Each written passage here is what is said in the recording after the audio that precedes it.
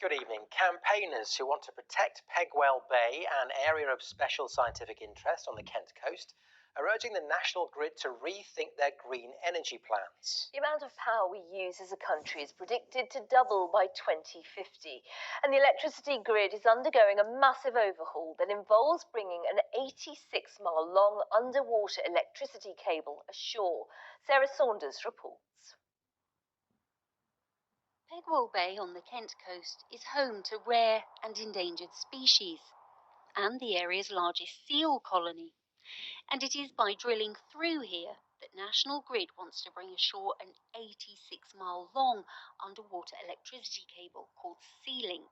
But Kent Wildlife Trust is calling on those involved to rethink Sea-Link.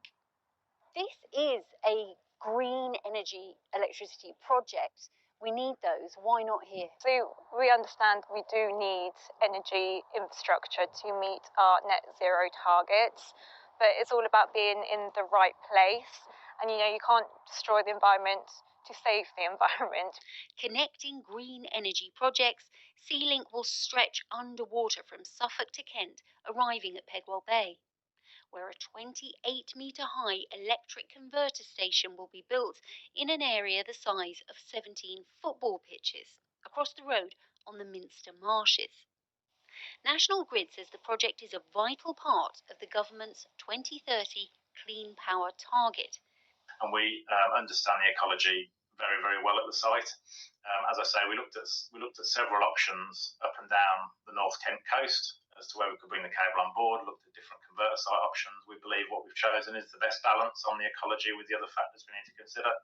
And furthermore, we've got a commitment to 10% biodiversity net gain, so we will leave the natural environment 10% at least better off than before we came. So the area of water through there is the scar from the Nemo link that was built about 6 years ago. But the Save Minster Marshes group says the land never recovered after the National Grid brought Nemo, another Sea-Link cable, ashore here in 2017. Through our experience, because we was involved with the Nemo link, that I don't think they've done any in the mitigation they promised in the Nemo link. So, if they didn't do it then, why should we believe that they're going to do it now? The area's MP, Sir Roger Gale, says an area near a current power converter on the Isle of Grain would have been better for Sea-Link to make landfall in Kent. Nobody is saying that we don't need green energy. We do. That's a given. The contest is at where this is located and how that green energy is provided. Environmental groups have until the 12th of January to submit comments, with planning submission expected early this year. Sarah Saunders, ITV News, Pegwell Bay.